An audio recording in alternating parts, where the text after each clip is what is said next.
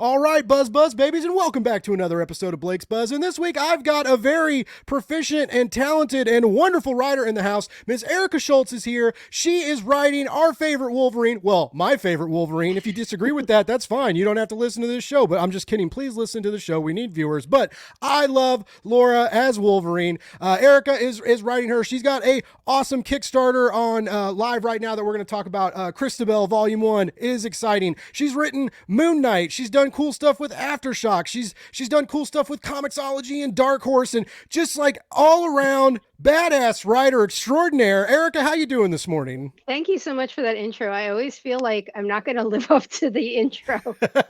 I appreciate that. I'm doing okay. You know, we're hanging out. We're hanging in there. Nice. Now, this is not your first. I always like to ask everybody how they handle Kickstarter stress because I'm a sick, demented little weirdo, and your guys' stress during these campaigns really fascinates me. Well, you know what? I'll be honest. This Kickstarter is actually very different from the Deadliest Bouquet Kickstarter because we really? did that. We did that about 18 months ago, Mm-hmm. and I was talking about this on a podcast last night, and I find it very interesting how.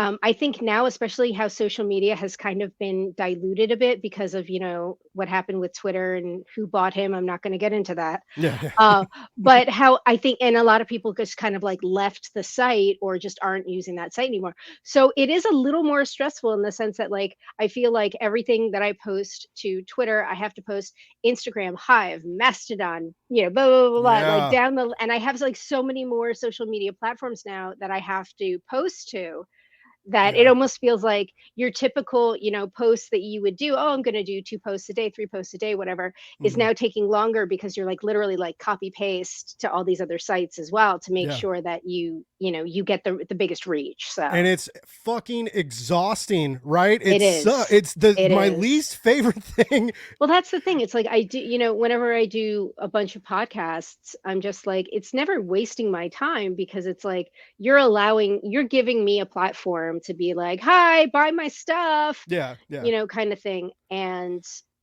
if anything, I always feel like I'm wasting other people's time because I blather on and I talk so much and I tell so many stories. And that's why I said last night, I was like, I'm that old auntie that everybody has that like just sits down and tells all these stories at like Christmas. And like 4 hours later, people are like, what was the question again? So I yeah. saw that tweet and I was interested in how this chat would go because I'm very much the same way. I'm notorious for like I talk way too much, but I tell a lot of stories, and then my stories turn into side stories before they go back to the main story, before they go back to the point I was trying to make, which I sometimes forget in the midst of all the Yeah. sequential storytelling.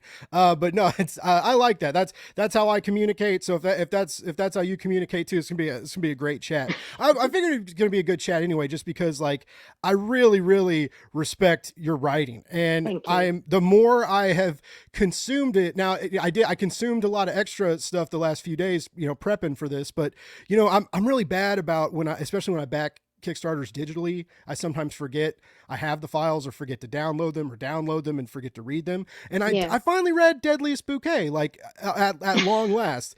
And that book was nothing like I thought it was. Like I knew it was like I knew there was a mystery. I knew it was going to be a little violent and a little frisky, right? But I was just like, I was really into it. And these three imperfect sisters, and they're kind of like cutthroat relationships with it. Well, I guess literally cutthroat relationships. Spoiler alert. In But in one sense, yes.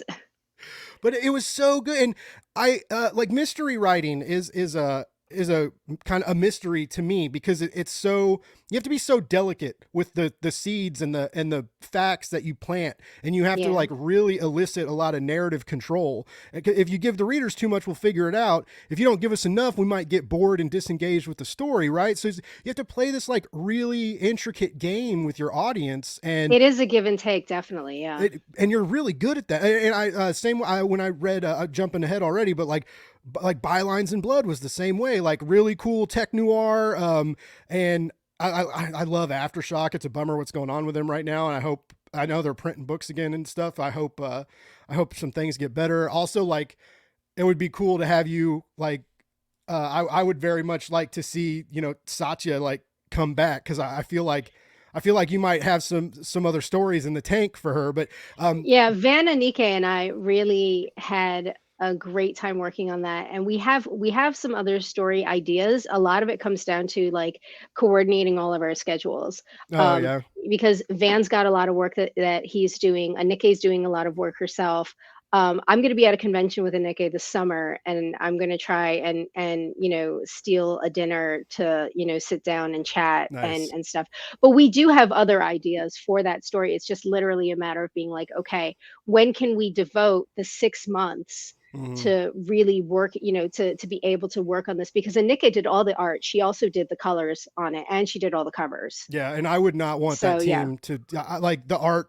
I loved the story that you and Van yeah, did and the characters, but the art really like sold it, and it was very vibrant too. It was just like a really beautiful, 4 issue experience that just like worked really well. The action sequences look great, characters look great, just like, and it was really fun. And I love I love the typical is the private eye story is yeah. always a man, right, and a woman walks in and it's like sexualized with tension and gets weird, and you guys flip that around, and you had the female PI, and then the male was a gay male who just was more of her partner, right there. Yeah. You left like the love Tom. interest out. It Fucking was Tom. fucking Yeah. Tom. Yeah.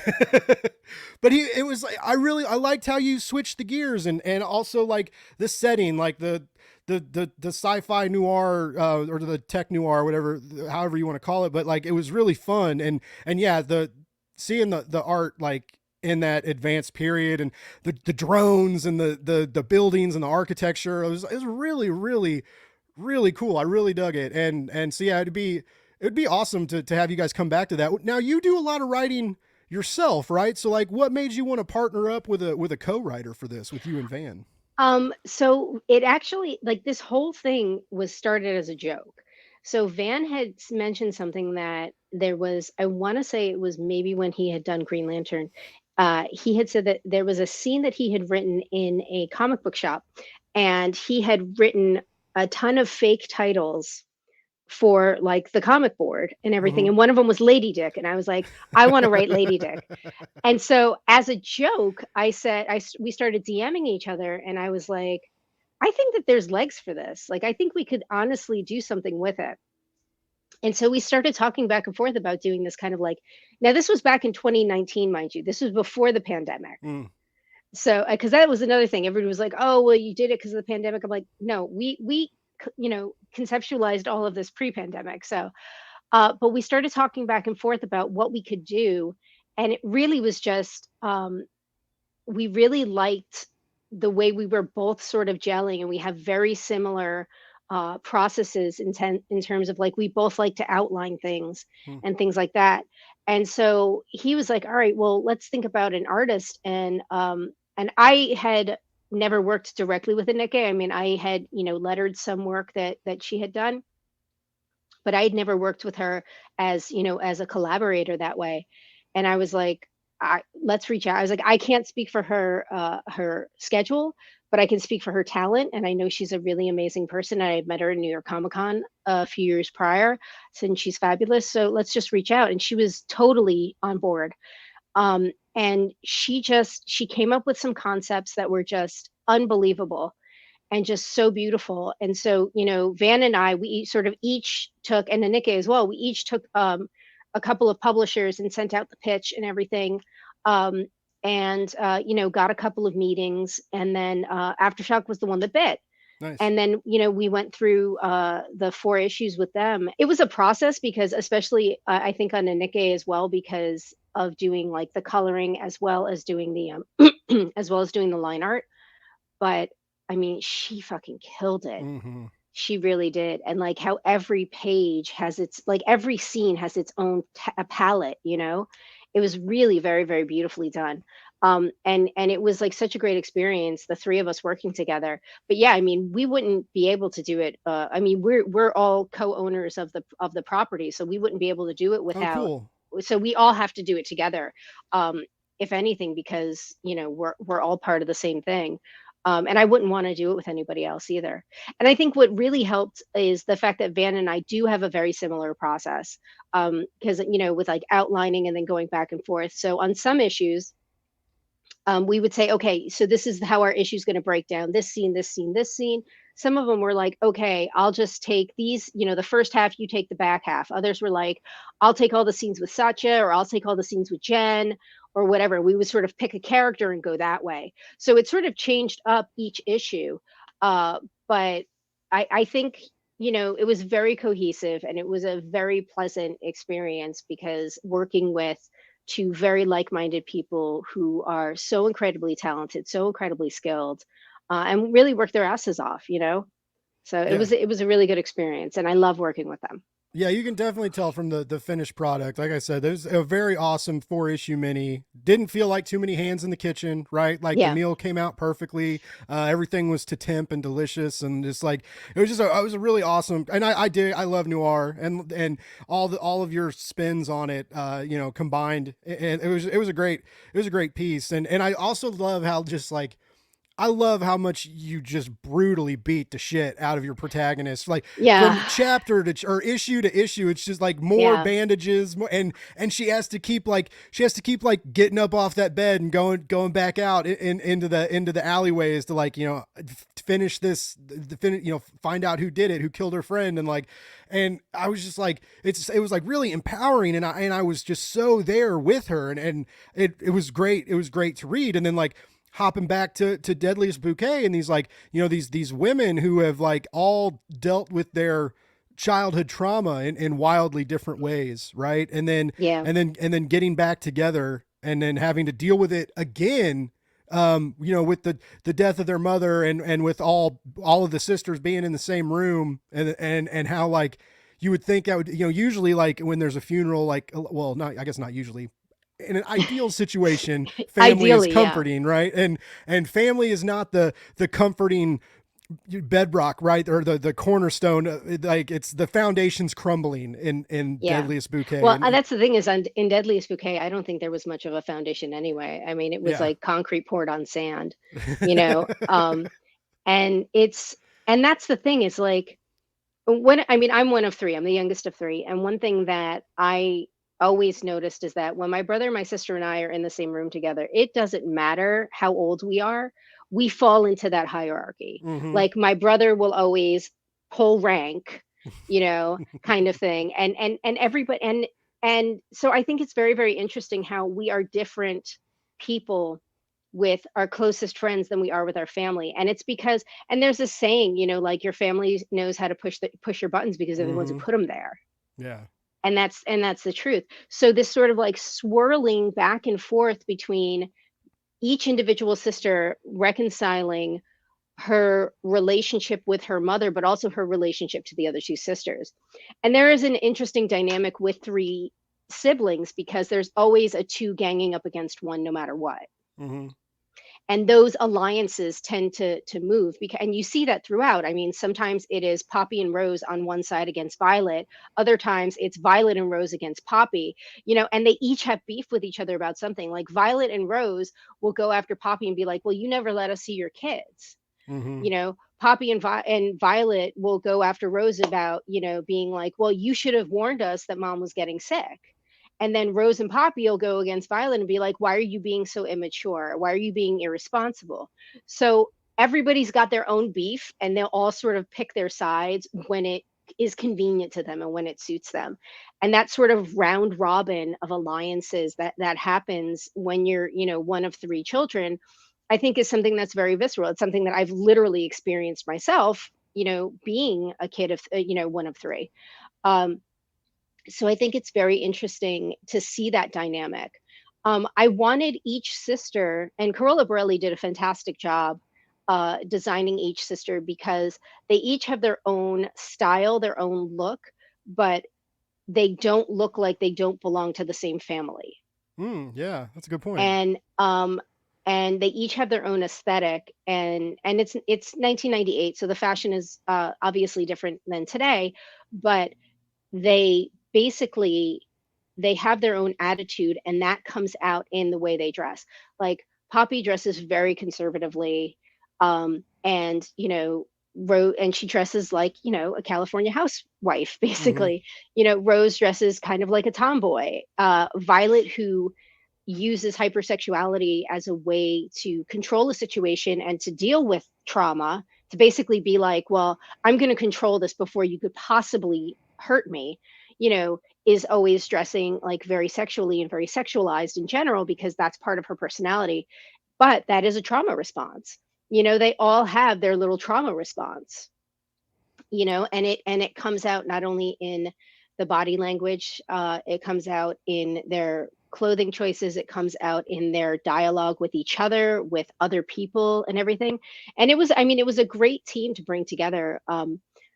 Corolla Borelli was the line artist, and we had Gab Contreras and Tom Chu as the colorists on Hmm. the book. And I think everybody really just, coalesced really, really very well. And I'm very proud of the book. So, and And you it's should be. Like, it was good. And it was pretty quickly.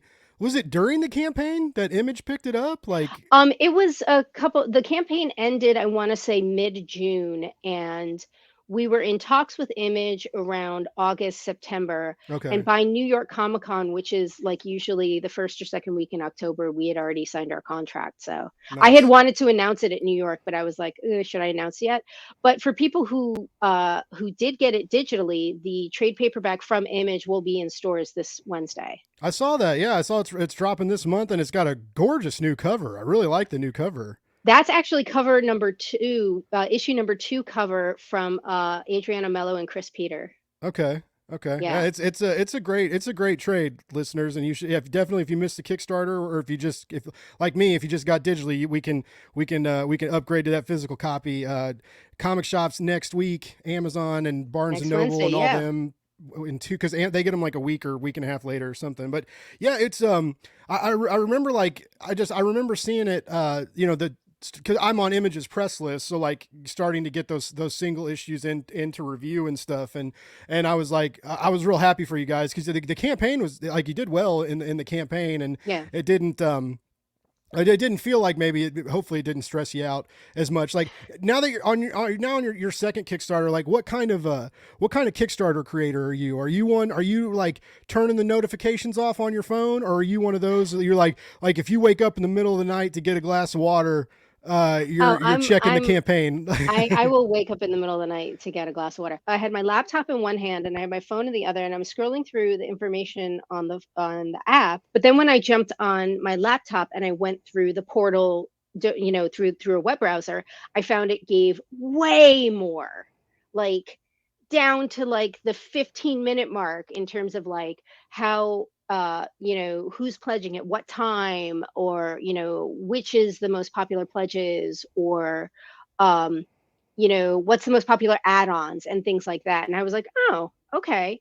So I will say that the app is good for like a quick check, but if I Hmm. wanted to get like way more information. But Yeah. yeah, Kickstarter is very good with giving you breakdowns, but it's a matter of finding out exactly where you're getting the most eyeballs, like what. And I know people discount LinkedIn, and I get it. It's like, want to be social media for old people. But I will say this, especially on Deadliest Bouquet, I got a decent amount of traffic coming from LinkedIn, and it was like from all these people that I worked with a million years ago, Oh, cool. when I used to work at an ad agency. Like straight out of college, I started working at this ad agency. And it's like all the old creative directors that I worked with, they're like, oh, I wonder what little Erica's up to. It's like, she's not little. I wasn't little then, and I'm not little now. Like, it was 20 years ago, kind of thing, you know? But yeah, like, my creative director is like, oh, I'll just kick in $10, or I'll just, kick in $20 or whatever. It's like, that actually helps. I know people think like, oh, well, whatever, it's only $10. No, no, no. You get a bunch of people just kicking in just $10 or Hmm. just $5. That adds up. Yeah. And that can sometimes honestly make the difference to push you over the finish line. Yeah, exactly. Yeah, it Yeah. definitely adds up quickly. Now, do you think? So, I guess one of the differences between Christabel and Deadliest Bouquet is, you've got two ongoing miniseries at Marvel right now, and Yes. you've got and you were in Moon Knight, Black, White, and Red, or Black, Red, and what Black, white, and blood. yeah, that's right, Black, White, and Blood. And so, do you think? Now, there's a weird transition there from like big two to indie to like niche indie crowdfunding, right? But do you think having your name out there on these bigger titles, do you think that's because if people read All Hallows Eve and dig it and Google that Kickstarter is probably going to pop up, and then some of your I'm indie work's going to pop hoping up. I'm hoping that that does help. In all honesty, one of the reasons why we launched the campaign in March was because the first issue of Hallows Eve and the first issue of X-23 came out in March. Nice. So we wanted to try and capitalize on some of that. At the same time, though, I have seen, I won't call it a backlash, but I will call it sort of questioning of like, well, you're getting big two work. Why do you have to, run off to Kickstarter? Hmm. Truth be told, I mean, we pitched Christabel to a bunch of publishers and they all passed. Oh wow. So it wasn't a story that I was going to let go. So I figured, all right, we'll go to Kickstarter, or Yeah. I mean, whether it wasn't Kickstarter or any other crowdfunding, we'll go and we'll crowdfund it. Um, so I think that there's an assumption that if you get big two work, that you just sort of have a just like a free pass wherever, and that's To do absolutely anything not you the want case. now. And that's not the case. And to be perfectly honest, I mean, and it's the same thing if you have work at Image. People think like, oh, well, you have an Image book. Why isn't Image putting out Christabel? Well, for a couple of reasons. One, we did pitch it to Image and they passed.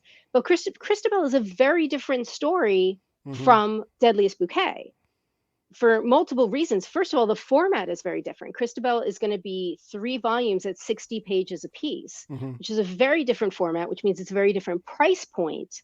But yeah, I mean, just because you get big two work or you have a book at Image does not mean that you could just walk in the door and, like I'm not at the point where I can have a conversation with a publisher and like have 2 sentences written on a napkin and hand it to them and get something greenlit. Like I'm not there.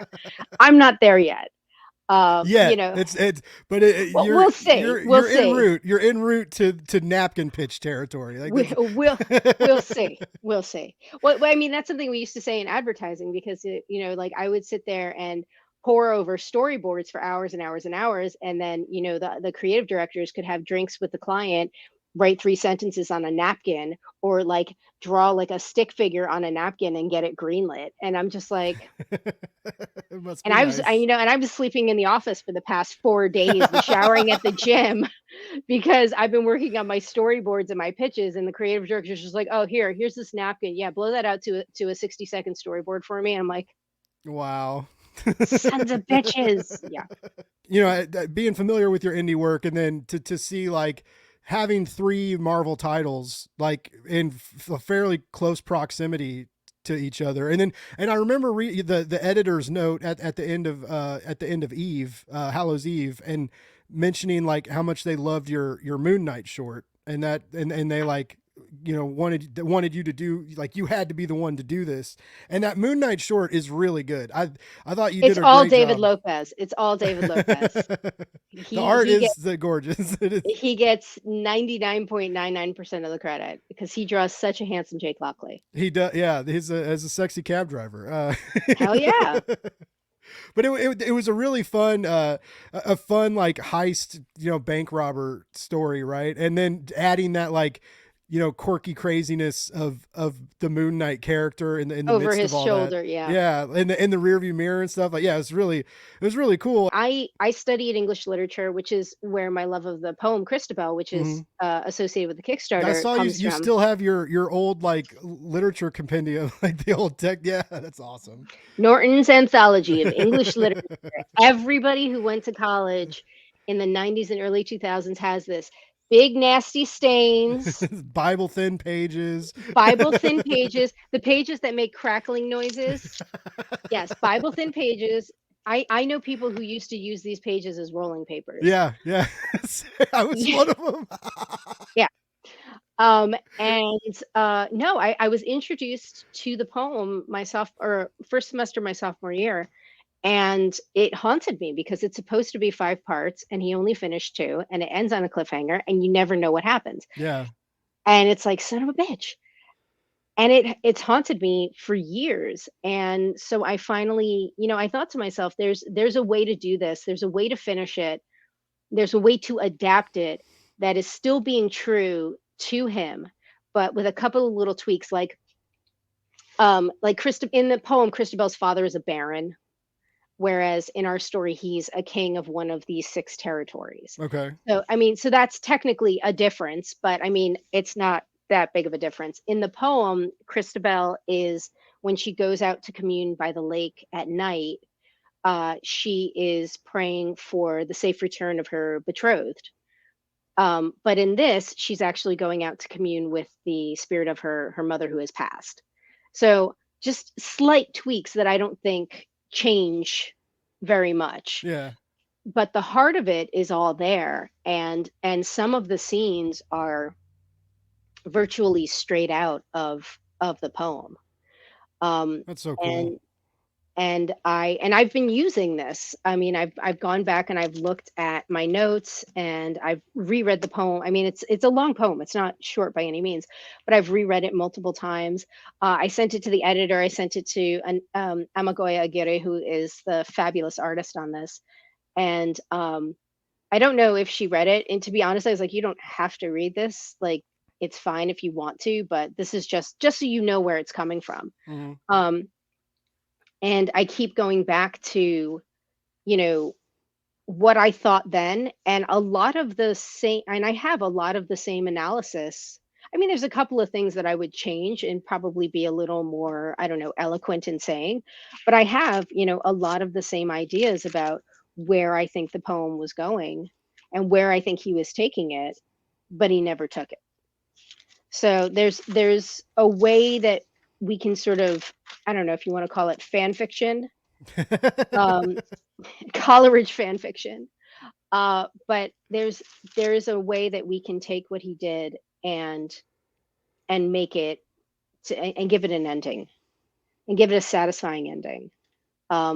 Because I think that he was going, I mean, for all I know, that man is spinning in his grave. I have no idea. But I think that if I could chat with him, I think he might be like, oh, I think he would say that that's an interesting idea. I don't know if he would say that's exactly what I was thinking or that's brilliant. I doubt that. No, but I think he would be like, oh, that's an interesting way to go. Nice. So. Well, I love the history behind it. I love the history and the like your passion embedded in this project. It's very and cool. And my notes from so long ago. My notes in the margins. It's so weird, like reading comic books all the time because you can't write in margin. Well, I mean you can, but like if you buy $120 omnibus, you can't like star a panel, right? Or put like a note in the gutter because like then you're just shitting on the resale value, even if you never really plan to resell your comics. But I miss that. I used to not write in hardcovers, and one of my grad professors, because you wanted to sell them back. You wanted to sell them back to the bookstore. Well, sometimes, but I'm like a book nerd. I'm real careful with my books, and like hardcovers are like prized possessions for me, and so I never wanted to really write in them, like the fiction books and stuff I get. And one day my one of my grad professors, he was like, you'll get over that shit. He's like, just write in them.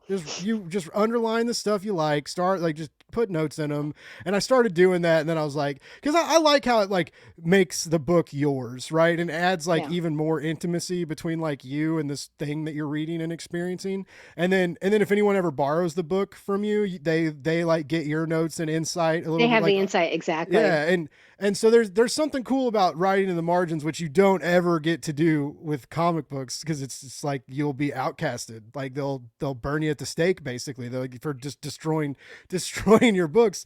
But because I used to do that all the time, and like, and so now I usually, you know, we've got like the notes app on our phone, or like I got like Google Docs when I'm reading stuff to take notes. But it sucks too, because it like takes you out of the experience. You're like, oh, this is cool, and then you have to like, if you're reading on a tablet, you have to open up Docs and like leave the story, or like set down the book and grab your tablet. That's why I have a notebook. I do a lot of things analog still. Nice. So I have just like, as when you were talking about the Twitter hack, I was writing it down, you know. I recently found out the other day that a lot of people who do interviews, like don't read your all's stuff. That like blew my mind. I was like, Yeah. no way. Like, what do you talk about for an hour if you don't? Because like that boggles my mind. Well, the big question is, well, how did you get your start? Or, what's your origin story? Oh And yeah. that's the big question. And I'm like, I'm so sick of my origin story. And I think there was one podcast, I want to say it was like 2 or 3 years ago. They're like, well, what's your origin story? I was like, read my Wikipedia page.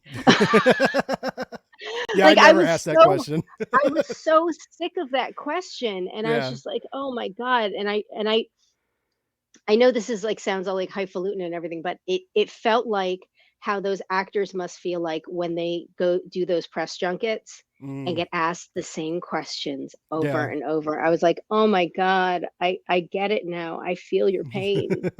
So, Yeah, I try really, really hard to remain engaging. and you're People, doing a great job. well, thank you so much. I appreciate that. I think people like my show because we get into the actual process of writing, and then we talk about life, and then we joke around. And when I when I feel the conversation slowing, that's why I like to be rehearsed in your literature, right? Because I can hop into another book. I can tell you something I liked about X23, and I can jumpstart the conversation real quick.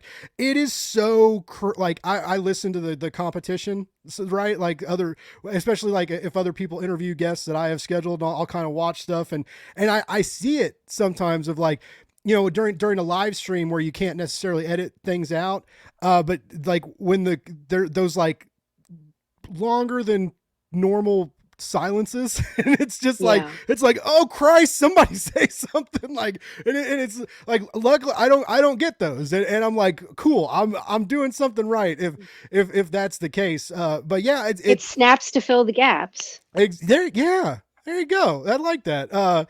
But yeah, it really boggled my mind. Like some of the writers I've had on have been like, "Can I just like tell you, I really appreciate that you took the time to read my books." And I'm like, "Isn't that like part of the game? Like it's." You would be surprised. You'd be really surprised what people will say is just like, "Oh, well, you know what it is, like, a lot of times people they'll have a character that they really enjoy, and if Mhm. you happen to be writing that character, "Oh, well, I have to have so and so on." Oh. And they'll turn around and they'll be like, "Oh, so this is your first Marvel work?" And it's like, "No, my first Marvel work was in 2014." Yeah, Daredevil, right? No, actually, my first Marvel work was Revenge: The Secret Origin of Emily Thorne. It was a graphic novel prequel to the TV series Revenge that was on ABC. Oh wow, That was weird. technically my first Marvel work, yes. And then my first superhero Marvel work was Daredevil. Okay. Yes, Yeah. yes. So when you Google you, right? I don't know if you're one of those self Googlers. I don't Google, no. It's probably safe though. I'm not that egocentric. I mean, I know I'm a bit narcissistic, but I'm not that narcissistic. I mean, I do But have a Wikipedia page, but I'm not that narcissistic. but no, like just like no one has anything bad to say about you, by the way, which is I'm sure like that's something exciting to It's note. all But it's all the bad stuff's on Reddit, I'm sure. I don't go there. That place weirds me out. I don't Nor understand do it. I. Nor do I. But when you Google you, like on your, I think on your Wikipedia page is similar. It's like one of your most notable works is. It sounds like you have a whole fucking run on Daredevil, and I know. I'm It's pretty one big on book. Daredevil, and I was like, when the fuck did Erica? And I'm looking like it's like I'm looking at the date, and It was one okay, so that's annual. like in between Brubaker and Charles It's or in Wade, and I'm like, when did this happen? And then yeah, it was just an annual. But you know what? You wrote the fuck out of that annual, Erica. It Thank you. I was so appreciate good. that. Like Thank I you. I really and at first I was like I was interested because right I'm nerding out on you. I'm reading all your stuff because I'm that cool podcast host that just You reads are that everything. cool. You are that cool podcast host who actually prepares. I appreciate that. But I'm going through it, and I was like, okay, I'm really interested in this Daredevil annual because you're so much of your product is rooted in like the female with agency and a backbone, and who's not afraid to like yes, I'm like, I'll do a man's job because I can, and I can maybe even do it better, right? And I love that about your female characters.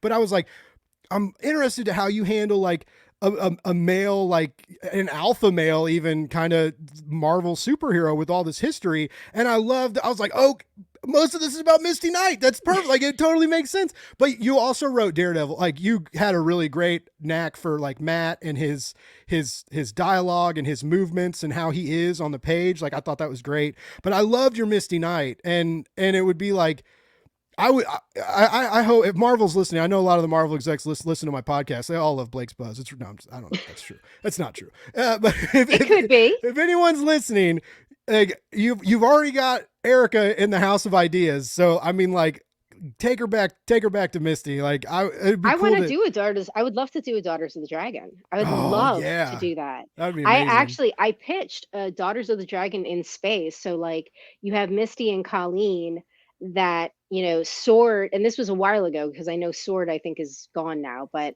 you had Misty and Colleen being contacted by Sword and they're like, "You guys are some badass bounty hunters. How would you like to play the intergalactic game?"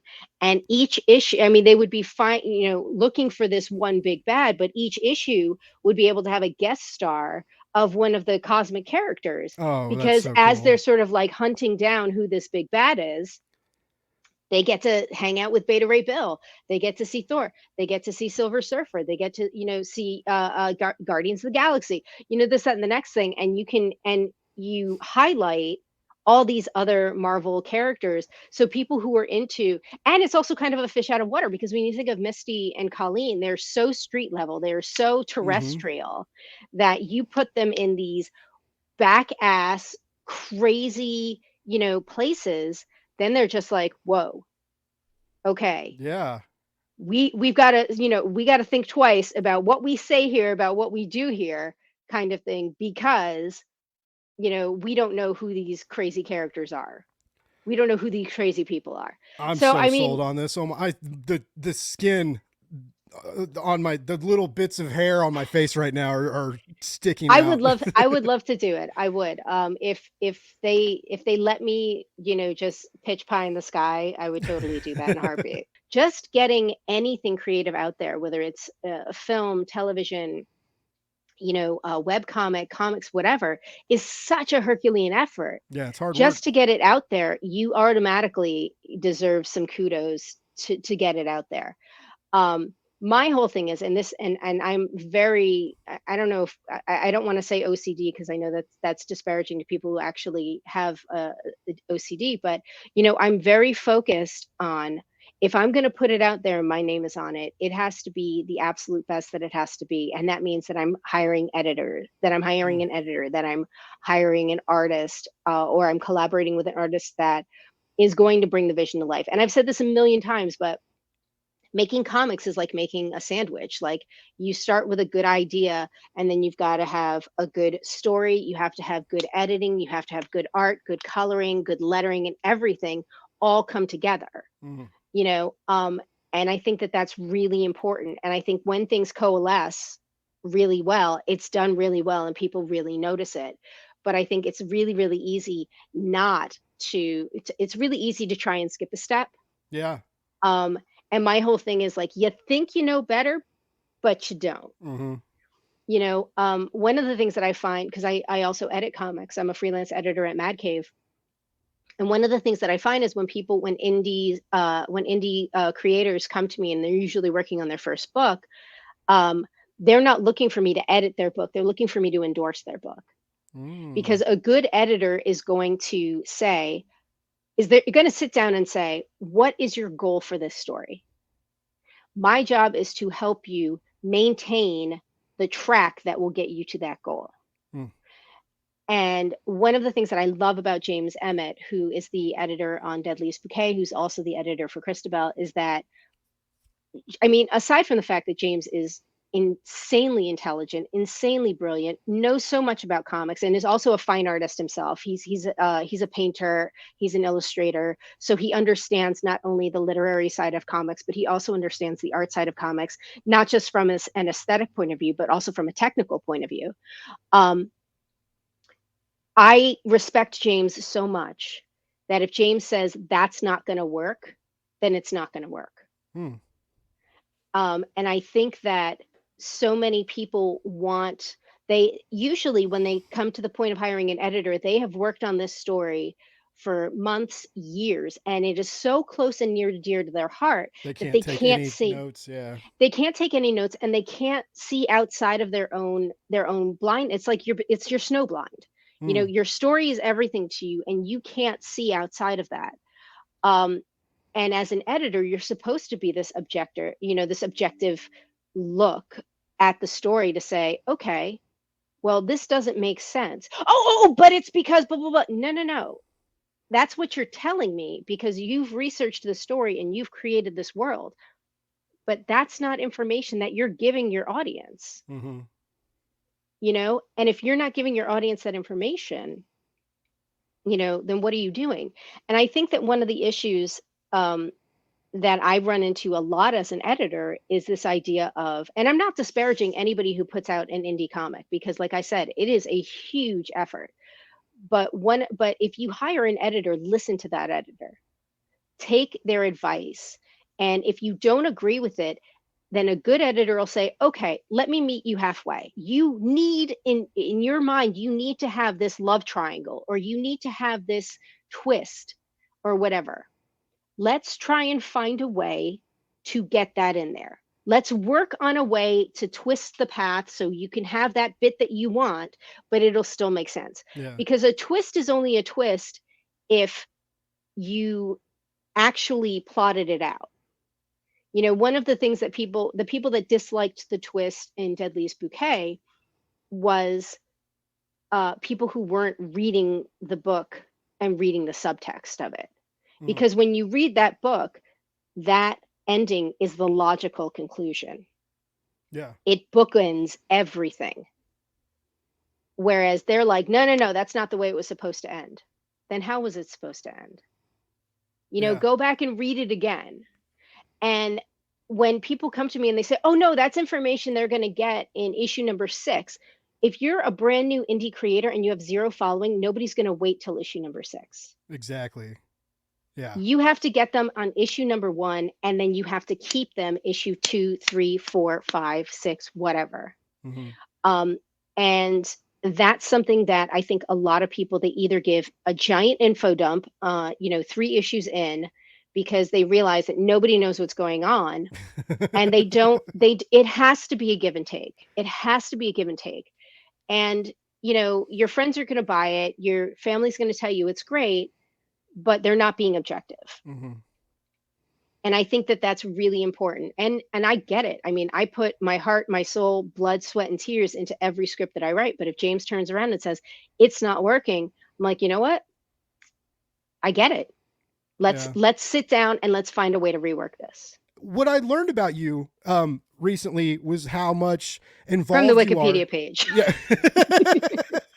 It's a good wiki page. But you've done a lot of work in other elements of the comic creating process. Like you worked with Neil Adams. You did on the Marvel motion comics. You did some illustration work. So like you did some stuff on the art side. You know how to letter. You're an editor. You've done. You've played a lot of roles in this industry. And I call it the great cosmic comic wheel. So all the different spokes, if you've done you try to do as many spokes as you can, and it makes a stronger wheel. Well, I mean, your wheel's pretty damn strong, Erica. I mean, it makes sense why your writing is so strong and why I couldn't find a weakest link in your books when I was reading your stuff. You're so setting me up to fail right now. I'm just jinxing you.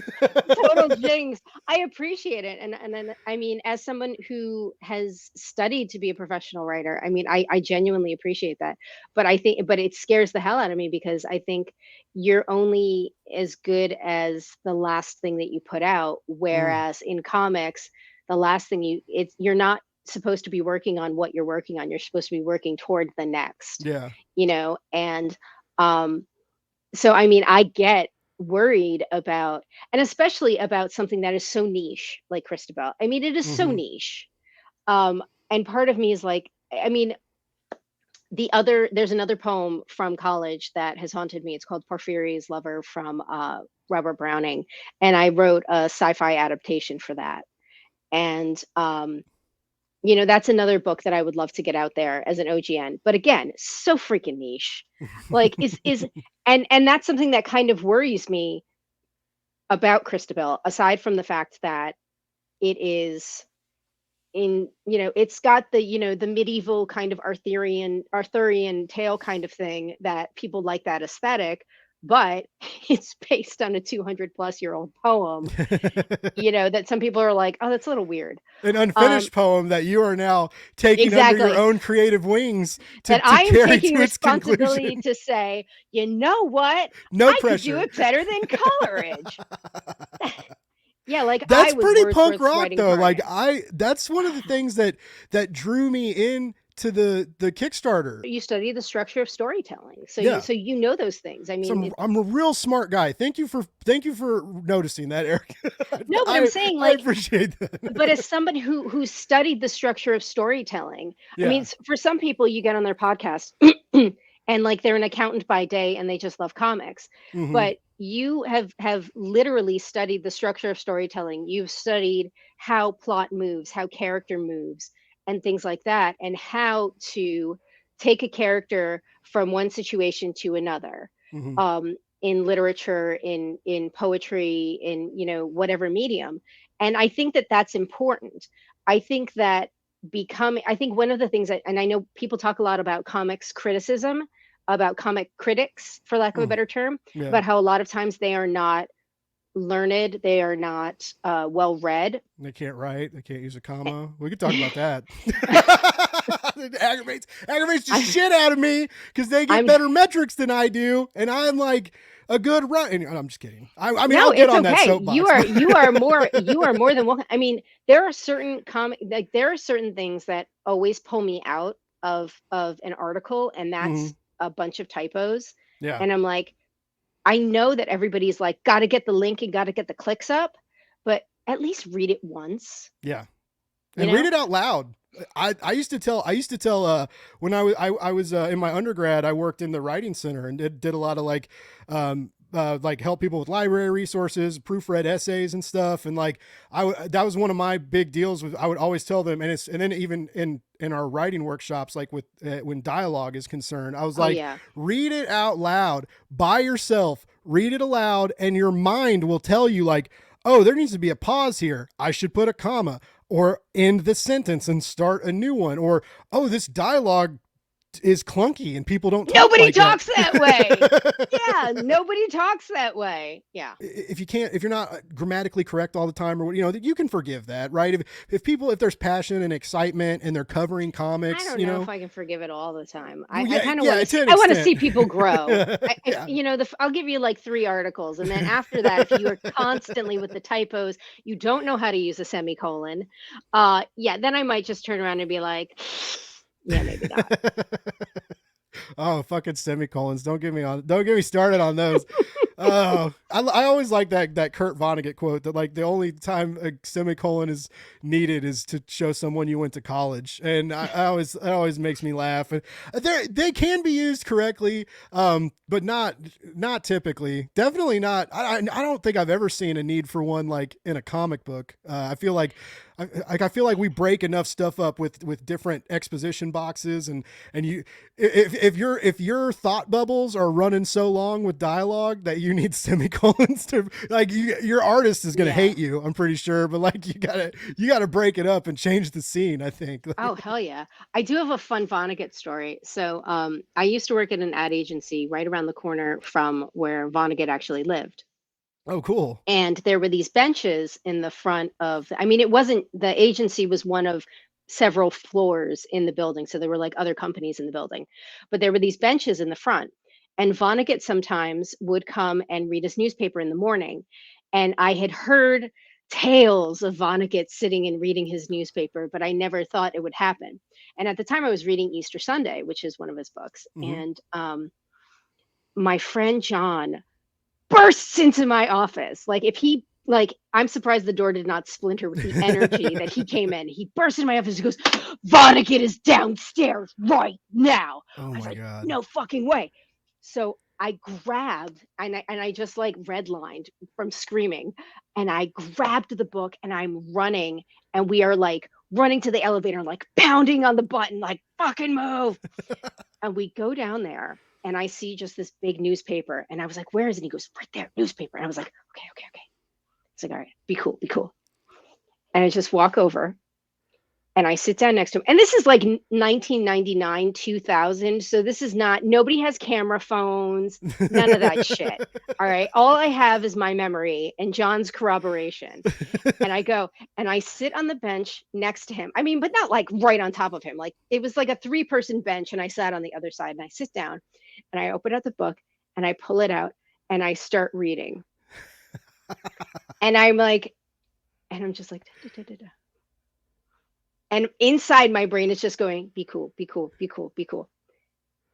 And I hear the tip of the newspaper, and he's sitting next to me, and he goes like this.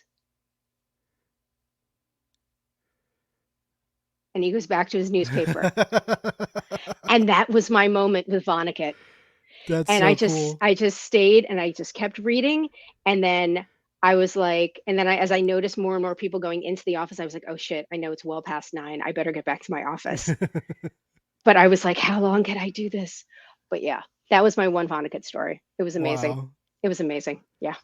So I remember being my sophomore year of high school, and hating school, I wanted to play Diablo with my friends online and go magic finding. I didn't want to read.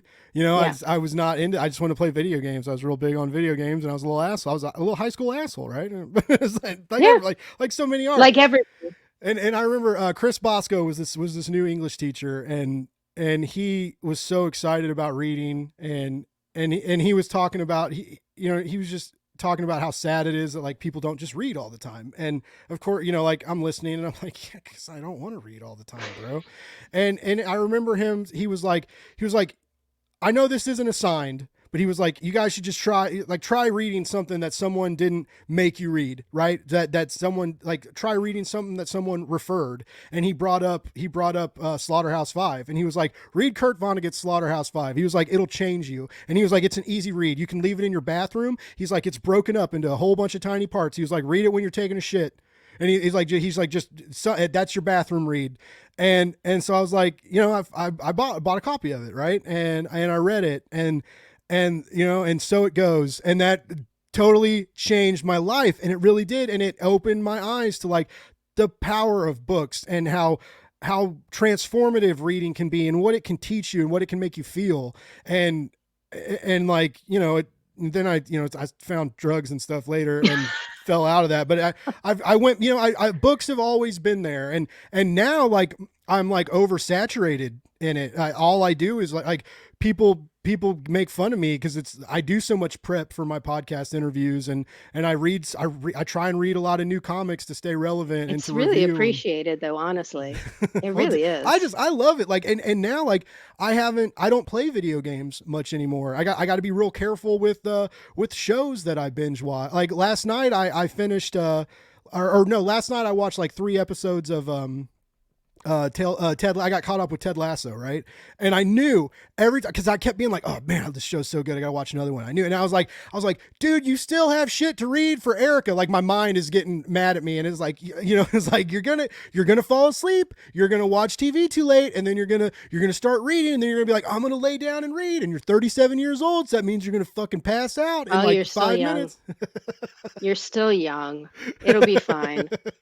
Wait till you hit. I got 46 in a few months, so wait till you hit that. Oh, you look younger than I do. Shit, you got those good family genes. Yeah, it's all the olive oil and garlic.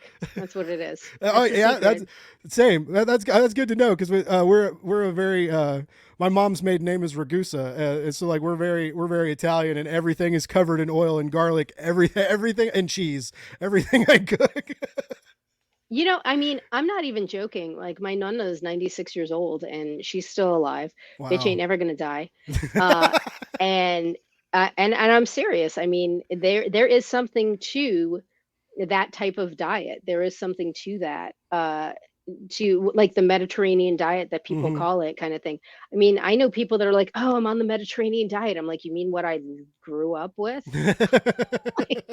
Yeah, I'm that Italian because my family is off the boat, so I'm that snobby Italian. Nice, nice. Yeah, yeah, Sunday family dinners, big deals in our house. Like, but pasta. Like I said, pasta, cheese, like everything's covered in garlic and oil and parmesan, and just like, yeah, It's the it's. good stuff. And my dad's side is all heart. So like I'm like almost split. I mean, I never done like a DNA test because I don't feel the need to like put my saliva in a database and really figure out what percentage of what I am.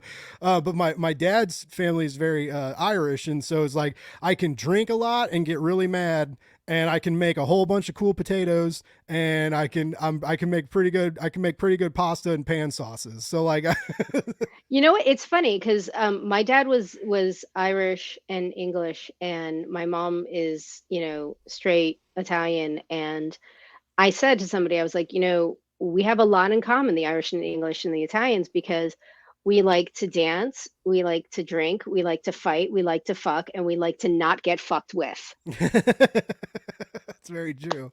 I'm Very like, true. so there you go. That's why there's It's a so good many mixture. Irish Italian. That's why there's so many Irish Italian combos. But no, my dad was his mom was off the boat from Ireland, and he was Irish and English, and then my mom, straight up Italian as far back as Nero. So Yeah.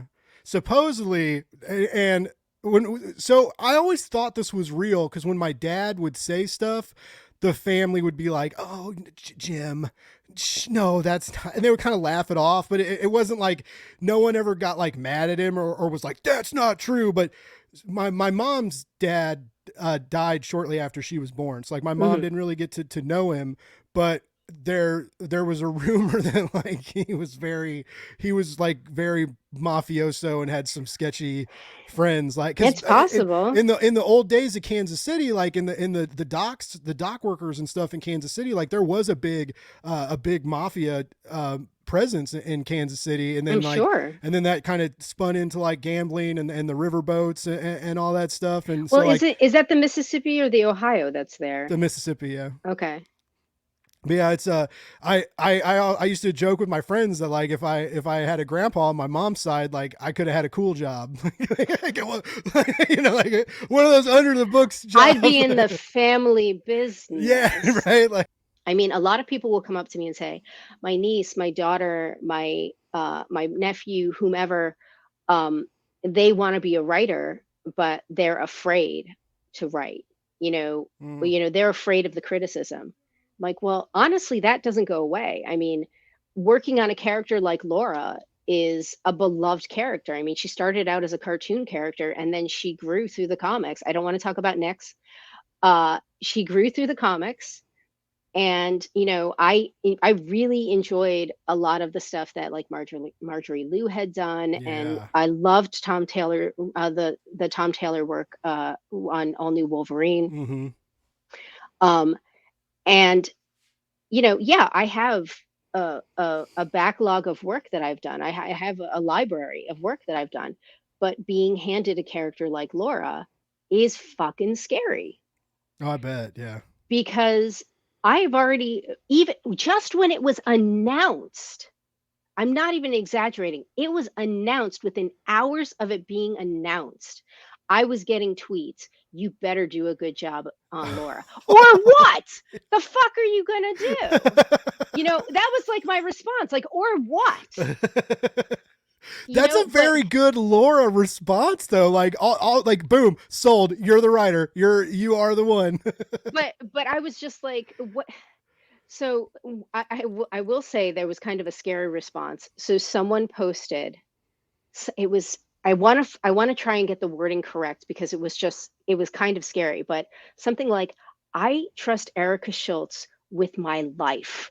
And if Marvel trusts her with Laura, that's all I need. I was like, you trusting me with your life, dear stranger, is a little, just a little weird. I don't know you, but thanks for the support. I don't And know. with some minor editing, that could have been a wonderful comment that you would have bragged about to your friends. Like, I trust Erica Schultz. Period. If Marvel trusts her too, this is going to be a great comic. You would have been like, that's one of the nicest things someone ever Someone's said. ever said. Exactly. No, But they had to fucking make it weird. Yeah, exactly. You had to make it weird. I tell people that, like, when I do these interviews, and you know, I'm always like, I know how to kiss the right amount of ass, right? It's not, I don't make it awkward, but I don't want anybody to kiss my ass. I'll be honest. I don't want anybody to kiss my ass. That's why I hire editors. Like, if something needs work, tell me it needs work. Am I gonna get a little upset about it? If I really thought I was right, I might be like, fine. But the second I take my ego out of the equation, it's like, oh shit, they're totally right. This works so much better. yeah. Like, what was I thinking? You know, kind of thing. And I think as a creator, I mean, you need a certain amount of ego to do what you do. I mean, you have to have that. At the same time, like I was saying this yesterday, like, the vacillation between imposter syndrome and I'm the greatest in the world is like, you know, that pendulum swing could take a house down. You know what I mean? Yeah. But you have to have both sides of that. You know, that whole thing of like, inside me are two wolves. Yeah, inside me is a scared imposter syndrome person who just wants to curl up in a ball and go under her desk. And also another person who wants to stand on the roof of her garage and scream, I'm the greatest ever. I'm king of the world. You know what I mean? And as the neighbors look at you and go, the hell is wrong with, we always knew she was weird. When she moved in, we knew she was weird. You know, but you have to have a little bit of each of that. Yeah. To do this. You got to stay humble, but you still got to have faith. You got to have faith in yourself absolutely. too. Absolutely. Because otherwise, you know, you have to be able to take that leap. And if you don't, then you're not going to grow as a writer. You're not going to grow as a creator, as an artist, as a voice. And it's tough, and I get it, but you know, you have to do that. And I know you understand it, you know, having written yourself and everything. But yeah, I mean, my biggest advice to young writers is just take the leap as early as possible, because the earlier you take it, the more you have time to learn, the more you have time to craft, the more you have time to get the feedback from people. Yeah. And yes, my whole thing is, you never, when you're giving someone a critique, you never say this sucks. No, you say this needs work and this is how it can improve. If you just call out something as this sucks and you don't give any feedback as to how it could be improved, then you basically didn't even read it. Yeah. You know, and you did not give it a critical eye at all, which is why we were talking about comics criticism. Like, if somebody's just like, this sucks, I hate this. Well, then what is it about it that sucks? Was it the artwork? Was it the writing? Was it the pacing? And if you don't have that vocabulary and you can't articulate what it is that displeased you about said story, then you just saying this sucks means absolutely nothing. Wolverine's not a girl. Wolverine's not a girl. Okay. My whole thing is like, have you ever read a What If? Yeah, exactly. Like, there's a lot of weird Marvel shit that can go on, but also there's plenty of room for two Wolverines, and there has been for years now. There and were two Phoenixes. Both... You had Jean and Rachel. I mean, yeah. Come on. Yeah. There's plenty. I love it. The some of the people that are like, comics are for everybody, but Wolverine's not a girl, or you know, so and so, or you know, so and so can't date. You know, Laura can't date Sync, or blah blah. Whatever, dude. Just you know, the hills that people die on are pretty funny to me. You know, but you know, look, everybody's got their own headcanon, so. Yeah, I hate canon. I don't like it when people, the more I learn about comics, the more I realize that like there's so much I don't know about comics, right? And I don't have that like encyclopedic memory.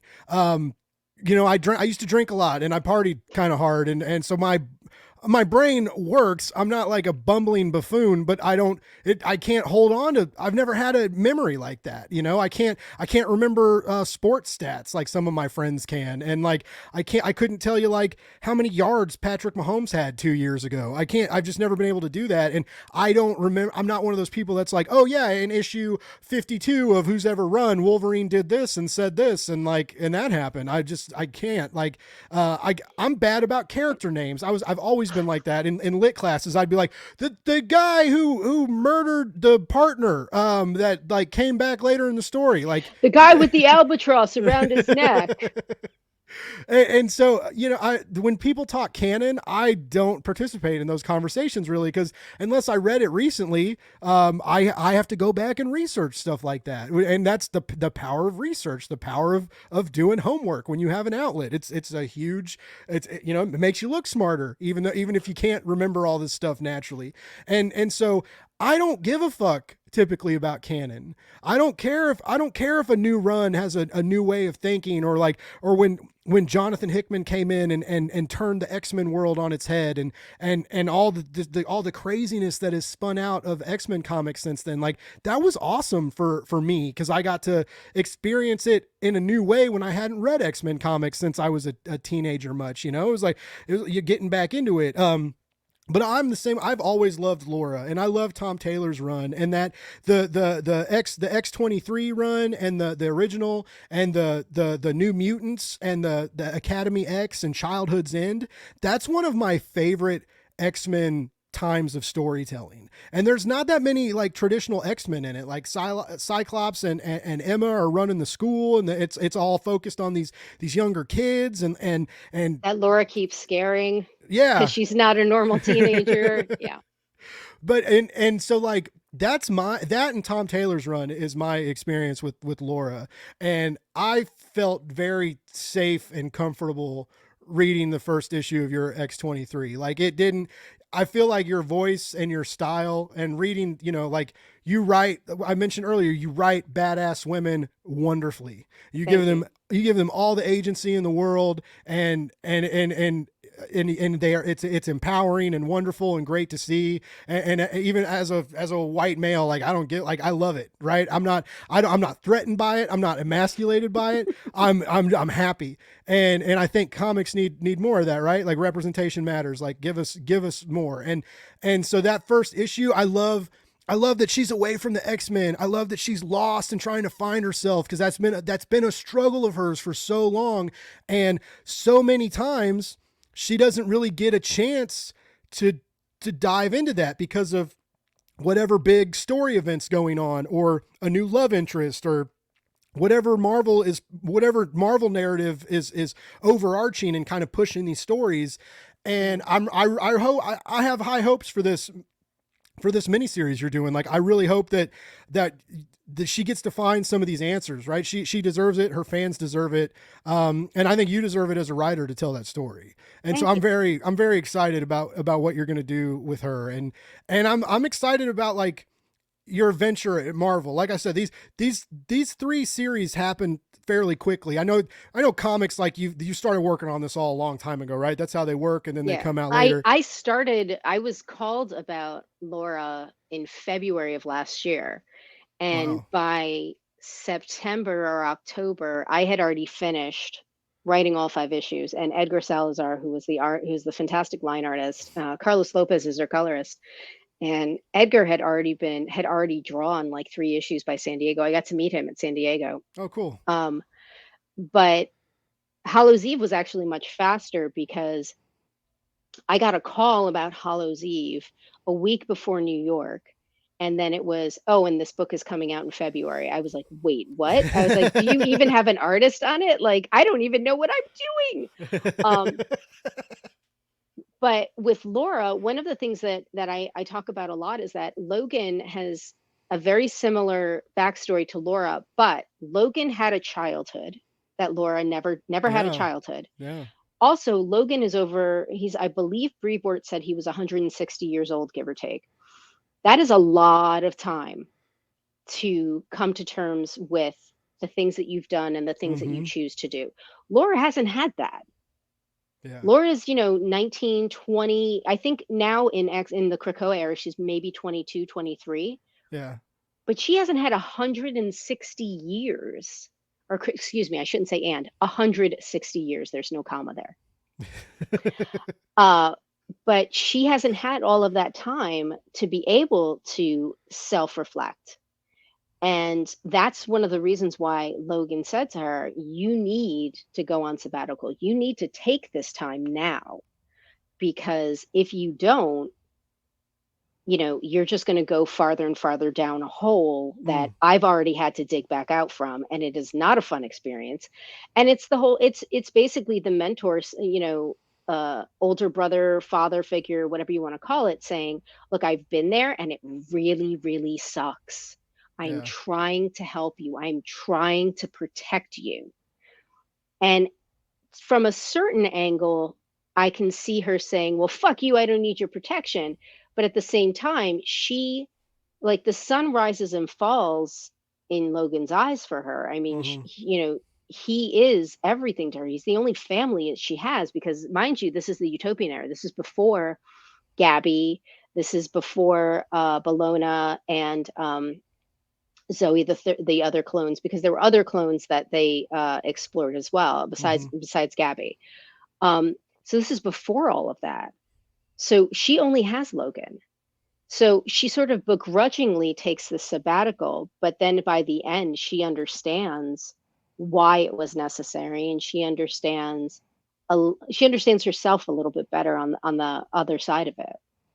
Nice. That's so, yeah. I love, like I said, like the way you do characters is really great. And it's cool. Like the way your characters from your own properties, right? That's so different than like taking an established IP and Yeah. then having to walk that tightrope of like, okay, I have canon and history and things that are set in place that I can't change, but I also have my own writer voice, my own means of storytelling that I have to like weave into that, that unmovable element.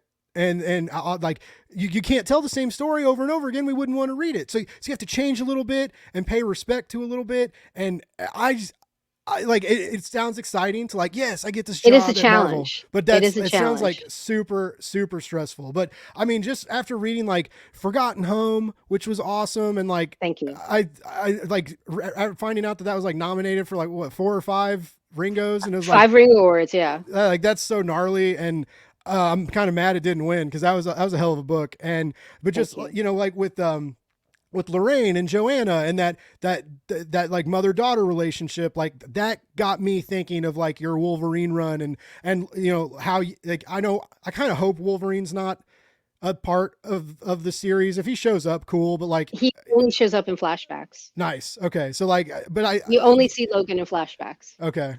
Yes. That's cool. I like that. I mean, if even if I didn't like it, I would still shut up and read it and wait to see what I thought at the end. Like we talked about earlier, I'm not one of those. I'm not one of those people. But I that like that parental relationship with their kid and just like the elements of that you bring into all this and like the influence of like the evil grandmother and Forgotten Home, like all of like that was a huge experience and like 8 wonderful issues that I hope I know Dark Horse released the trade and I know Comixology's in a weird fucking space right now, but Yeah. I hope something I mean like I like a 2 year 2 year IPs are from like questionable sources right now and it's just like damn it like like I want you to like do more with that, but I also like But I that's also my luck. It's like my the Peter Parker, Ben Riley luck, I mean, it's like you write something really great, but nobody reads it because the IPs are questionable. Well, I mean, you can still get the trade from Dark Horse though, so it's pretty. And if you've got Kindle, like You can read it for free on your Kindle app. Like it's there if you got Amazon Prime. Like, and it's 8 solid issues, ladies and gentlemen. It's definitely worth experiencing. And then you can read it and leave a little review. And even if you don't write it that well, at least leave a nice little comment on Amazon, and it'll be appreciated. Anyway, but yeah, and then so like Bylines and Blood, Deadly's Bouquet, Hallows Eve, which I wanted to mention that my friends from X's for Podcasts, which I do, or it's X's for Show now, because they do the live. They've gone from podcast to live streaming. But Okay. they mentioned, I was talking to them, or I was talking on Twitter today about when I read Hallows Eve, and I hadn't read Dark Web yet, right? So I was like, I knew I had to read it because I'm talking to you, and it's a big book, and so Yeah. I was like, is this gonna make sense to me? And I hope. it's so new reader friendly. Like it made me want to go back and learn what happens in Dark Web. Also made me, I still haven't read the Ben Riley saga Oh, from fr- 96, yeah, like 95, 96. I Okay. still need to read that. That's And when Janine was actually introduced as a character. yeah, Yeah. that's that my super nerdy Marvel friends from that show saw me talking about that, and they were like, please tell her that we loved that book so much, and like pretty like you didn't miss a beat. Like you just like took this character under your own wing, under a new story, under a new decades later, under a new time, and what you're doing there, like they're really excited about, and I'm with them. Like Thank you. one issue in, like, and that really good twist at the end of like the whole werewolf deal is awesome. The masks that, like, like that, this was a totally new to me character. So like I was like, okay, she puts masks on, and these different masks and what they do to her and how they make her feel, and kind of like the residual after effects when she talks about like how she doesn't like the vampire mask because it like She'll put it on though. She will put it on. I will tell you that. But yeah, it's like all that, like it made me want to read more of it, and it definitely made me want to go back and experience this like Clone Saga, which I've heard about. But I mean, like I said, I there's so many comics that like I haven't read.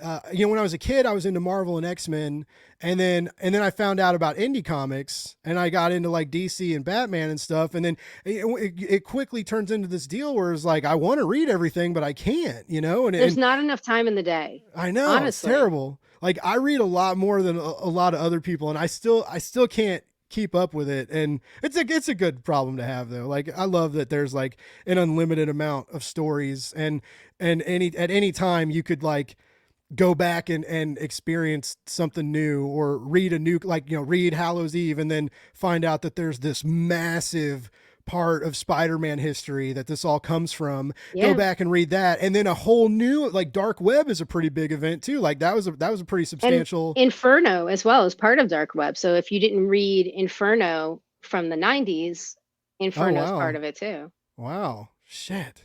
I had I'm sorry, I'm adding to your list of shit you have to do. My bad, my bad. those I do have. For a while I was buying all the Chris Claremont omnibuses, like the X-Men. I got the Inferno prologue, Yeah. and then like New Mutants and all this stuff. I have like like 15 Chris Claremont tomes that I've read. I've read Uncanny X-Men Volume 1. I've read that. And then you got like a giant pillar of other ones. Yeah. Yeah, and then I met him at a con and pissed him off because I found out he doesn't like Jonathan Hickman at all. And I you don't think should. he doesn't like John Byrne either. He refers to John Byrne as the Canadian. If Yeah, you've ever seen him on a panel and he's talking about John Byrne, he's like, well, the Canadian would do this.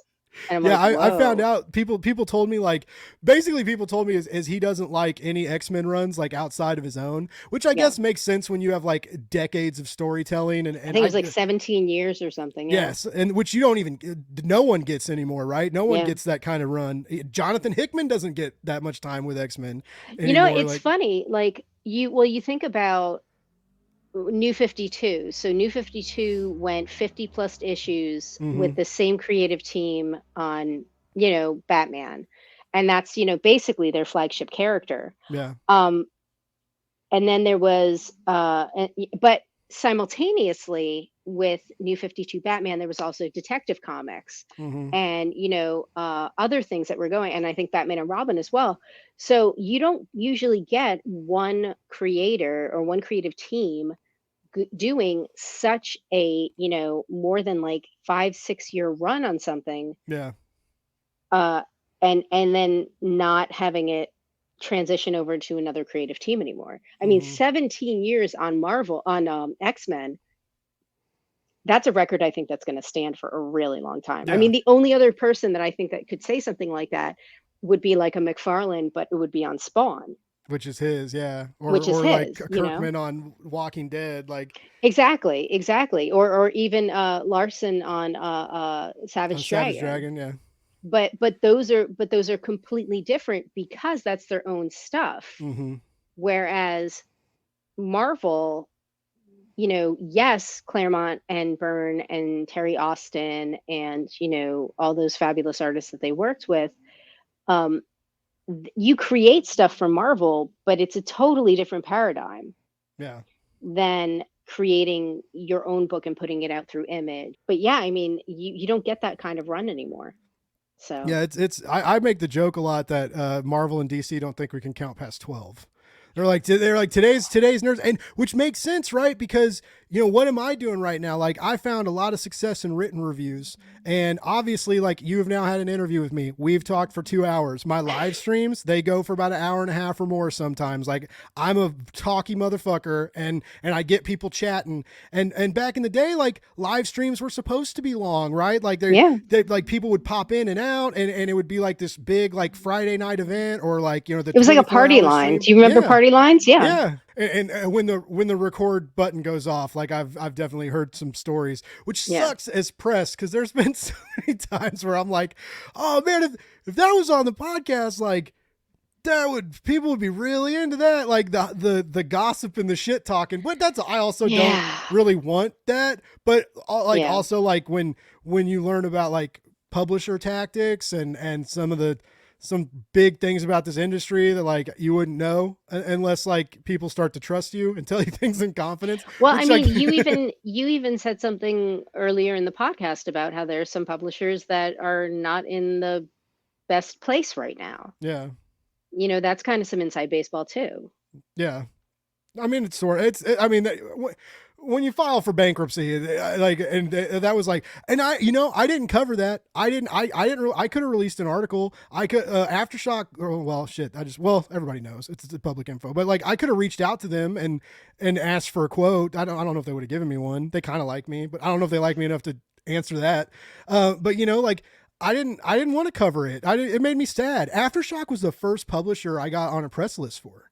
Like Oh wow. first one, and like I thought I was hot shit. I'm getting comics in the email, baby. Like it was amazing. And then like after that was Image, and then I had to like sweet talk Vault for a while, and then got on. And then after that, it's just like now like I have a name, right? And I can say like, oh yeah, I'm Blake with Blake's Buzz. I'd really like to review your comics. And now people send me real shit in the mail, which is crazy. Like and so Do you prefer getting physical copies versus digitals? I would like I think it's cool as a collector, it's the timeliness of it all. Like it's easier to send me like PDFs. Yeah. But yeah, one of my buddies told me a long time ago, cause when I was like telling people about like when I started getting like too many comic books, I was like, I'm one person. I don't have a writing staff, and I'm Yeah. doing the podcast. I'm doing YouTube stuff. I got to edit all this shit. I got to Yeah. schedule all this shit and prep. You gotta shoot on your green screen. Yeah, and make it look all sciencey and fancy, and then on top of that, every now and then write a review. And when I write a review, it takes a little bit. Like it usually takes me about an hour and a half to write the review. That's if I'm really feeling it, right? If the juices are flowing, I'm ready to write. I'm not staring at the fucking cursor, sweating, feeling like a weirdo. But like if I get that first draft out and then I edit it and then like making the Substack, the promo art, the banner, and then and then putting it out on social medias and tagging people and doing like all of that takes about an hour and a half. As opposed to like a quick, even if that 1 minute video takes me 20 to 30 minutes overall, like that's still, I could do 3 of those in the amount of time it takes to write a review. But the review writing is where the pull quotes come from, and gets me more because I mean the viewership and random audience people and random YouTube people, like they like the shorter content. Yeah. Creatives like you all like it when I dive into a review and they can read it and share it and pass it around to their friends and stuff. Because people that know me, people know if I wrote a review for X23, I'm not going to talk shit on it. I'm going to be praising it. I'm going to be excited about it, right? So my reviews are a safe read for the creative. It's not, you're not going to open it up and it's going to be me like taking a shit on your baby, right? Like it's just, I don't do that. And Hope not. That'd be kind of weird. You rolling up at the grocery store. Oh, look at your little baby. Let me just take a shit on your face. I was, That'd be weird. I say that a lot. I was like, cause I was like, write these writing projects, whether they're good or not, right? Everybody's got an opinion on it. Art and writing is all subjective. Some people may love something, some people may hate it. But Yeah. like you said, creating a comic is a process and it's a lot of work and there's a lot of things working against you that you have to push against and build this thing up. And it's like it's your baby. You've created this thing and you're growing it and you're raising it and you're letting it go out into the world like it's your baby. And like no one wants shit on their baby. Like it's just like an unpleasant experience. I used to babysit kids. It's gross. You don't want to clean shit off your baby, so I'm not going to put shit on your baby. And so yeah, yeah, it's just a weird deal, and everything does take time. And again, I love it. I love everything I do. It doesn't feel like we've been talking for 2 hours and 20 minutes. Like I'll tell you that. Like you're super easy to talk to and fun, and so I don't mind putting the work in, and but it's weird having to like when you find something that you're good at, right? Like I'm good at talking to people. I'm good at these interviews, and now like I'm having to change things and make them shorter and shorter and shorter. And it's just like, I mean, what next? I feel like in another month, it's going to be like 1 word videos with strobe light effects. Right. And it like Hashtag capitalism, Yeah, no, I get it. And it's like, but the thing is that you said this is something that I enjoy doing, something that I'm good at doing. The fact that it has to be commodified yeah. is kind of shitty. Yeah. It is. It's kind of shitty. And at the same time, though, it's like it is important content that goes out, and and you can tell that it's content that you care about. So you don't want to just throw out whatever to make the metrics or to make but it's like it's a giant circle jerk because you're spending tons of time making good content that's that'll get the clicks, but all that extra time you're spending to make shorter content. Yeah. I mean, so it's like you have to think, okay, well, obviously more clicks is better than fewer clicks but more engagement, but at the same time, I mean, it's just it's a Ouroboros. It just feeds into itself, the snake eating its own tail. So no risk, no reward.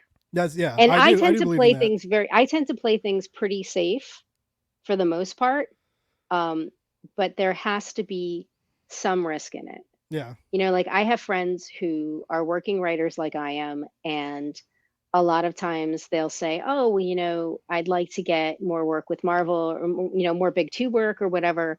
But they just kind of overlook me. And I'm like, well, how much indie stuff have you done?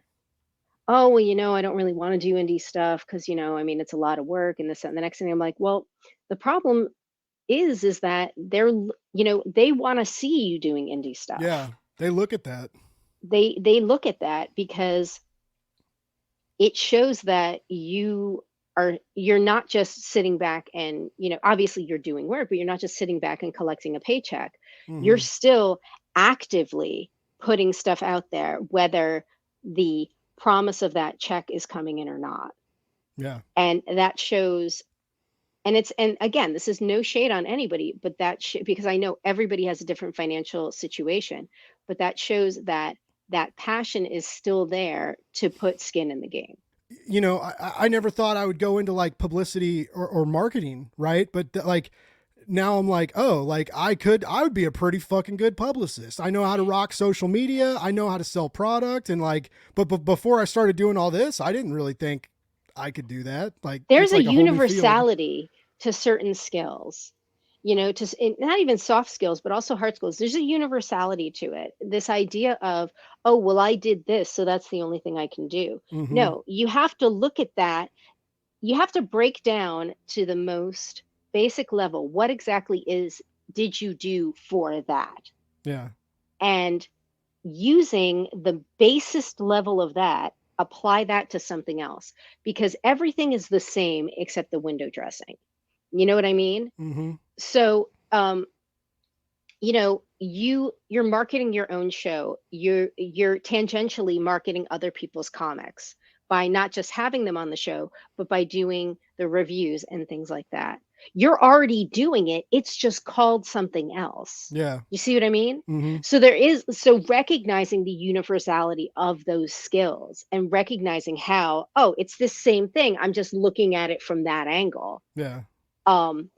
Is going to open up the possibilities. And I think that's what's happening. I think these publishers, or whomever, indie creators, indie publishers, or whomever, are recognizing that and saying, oh, he can do this, he can also do this.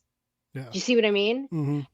And they're recognizing that, and that's why they're reaching out to you, because they see how you're approaching a certain type of marketing, whether it's for your own show, for creators, for Kickstarters, fill in the blank, whatever it is, Mm-hmm. that can be applicable to us.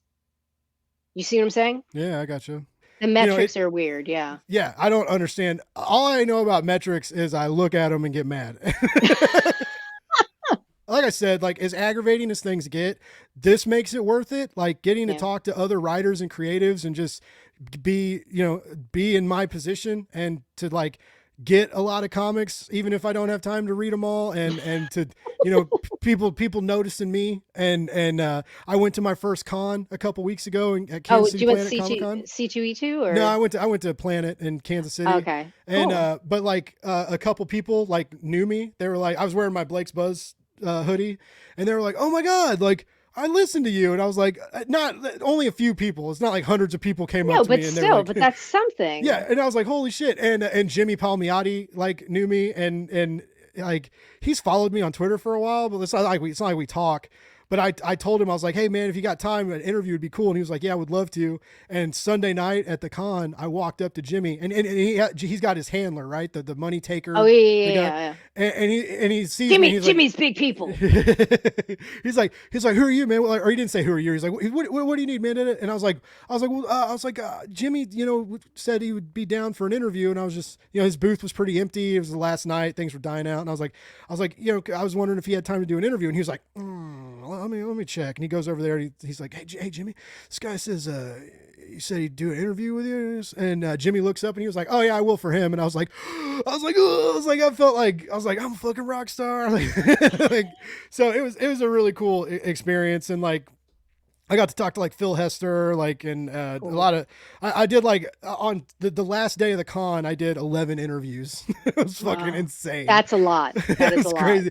And they weren't like this, right? They were like 10 to 15 minutes. Like they were shorter. Still, I mean, that's like, you got to get them stacked one on the other. Yeah. And by the end of the day, I was like tired, and I'm pretty high energy. Right. And so like I was still excited and still like stoked to like talk to these people, but like it just was a little bit of extra effort to not be like, I've been here 7 hours today, and this is Blake. I'm gonna go pass out. Yeah, yeah, exactly. Even with you all as writers and comic book creators and stuff, like if you told the same story over and over again, Marvel wouldn't have you on books right now, right? True. Like your Kickstarter wouldn't be sitting at almost $7,000, right?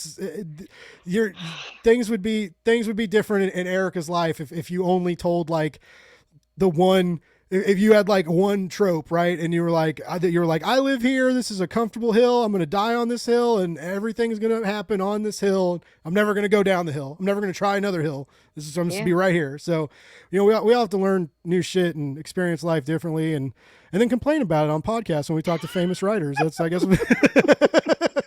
It's all the same. Everybody has the same problems. It's just, call it a different name. Yeah.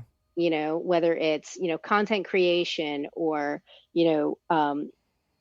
doing a project for your day job, or finding time to put your passion to work. Like you're in an unfortunate position because you're not working right now, but that on the same token is a fortunate position to be able to devote the time to the podcast, devote the time Yeah. to the Substack and to everything. So Yeah, things happen for a reason. I'm not like a yeah. religious person, but I do believe in like weird cosmic shit, which I guess just makes me like a hypocrite. But it's all the My same thing. my my best friend's mom always says the universe will provide. Yeah, yeah, and it will. And if not, it'll turn you into dust, and then you don't have to worry about it anymore. Because One then way you're or just the other, dust. something's gonna happen. Yeah. And on that note, I feel like cosmically turning into dust and blowing away into the nothingness of it all is a great way to end this wonderful conversation. But On a hopeful yet dire note.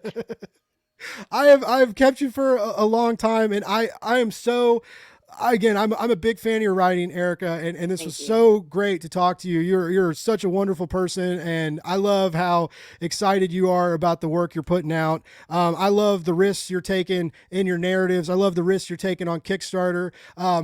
Is Cristobal too niche? I don't know, but the art is beautiful. The 20-page sampler you sent me was a great read, and when I flipped and there weren't any more pages to go, I was kind of bummed. I was like, I would very much like to read the rest of this. So I hope it works out for you, and I hope you're able to do those other two, OGNs and complete it. Cause I think it's a really cool project, that taking some history of literature and this unfinished piece that you were passionate about and studying in college that stayed with you throughout the years that you just keep thinking about. And now you're turning it into something that is very much you. Right. And I think that's really cool. And like I said, I'm a big believer in risks and rewards, and especially in comic book making, when we do fall into these narrative tropes a lot, and we do have on bigger properties, like editors kind of saying like, reach for the stars, but also don't reach that far because we got, because we have a crossover coming in 2 months. Right. Yeah. But I do appreciate the work you're doing, and I think it stands out, and I hope your Kickstarter audience sees that too, and fans of your Marvel work, like I think we're all going to be eating pretty good. I hope you stay at the House of Ideas for as long as you can. I hope they give you some cool new projects, and Thank you. And yeah, other than that, the polite podcast host that I am, I know we were talking about social media and stuff earlier. Do you have like a newsletter or website, or like where's the best place to keep track of you? So my Twitter is Erica Schultz 42. My website is Erica Schultz Writes, WRITES. You can sign up for my newsletter there, and you can follow me on Instagram at Erica Schultz Writes. And she needs the Instagram followers, folks. We talked about that earlier. Follow her on Instagram in case whatever happens on Twitter happens on Twitter. None of us know. We don't know what's going to happen. And it's not so exhilarating. The not knowing is not so exhilarating. Yeah, exactly. Like, I don't like the guy, but I don't want the platform to fail. It sounds so cheese dicky to say, but like Twitter's been a part of my life for a long time. I've met great friends on there. It's been there for me when I'm lonely. It's been there for me when I'm sad, and it's gotten me so many opportunities for what I'm doing now. Yeah. That's the main way I've like come across creators and reached out to them and scheduled interviews. And so like, yeah, it's been huge for me. There is a really great, there's some not great part of the nerd community on there, but there's a lot of great nerds on Twitter that are excited to talk comics, excited to give recommendations, excited to help new readers. And there's all sorts of little corners on there, right? Like horror movies. And there's a great horror community. There's a great board games. Follow Craig Engler when it comes to horror stuff. He's always talking about what's on Shudder. Oh, nice. I'll look him up. I love Shudder. It's so great. But yeah, Erica, this was so awesome. I so appreciate it. Thank you so much for spending part of your Saturday with me. This was really great. And it was such a pleasure getting to talk to you. Like you're awesome. Thank you so much, Blake. Have a great weekend. Thank you to everyone who's listened, and everybody listen to Blake. Download the podcasts. He needs those metrics. I do. Yeah. But go out, download it on your phone, your tablet, your sister's tablet. Use your mom's tablet. She doesn't use that thing anyway. It just sits there, collects dust. She doesn't know what it is. You're probably going to need to charge it first. That's okay. Download it anywhere you can. I'm on all your favorite podcast catchers and platforms. And then if you want to read some reviews, go to blakesbuzz.com. Bam, bam, bam.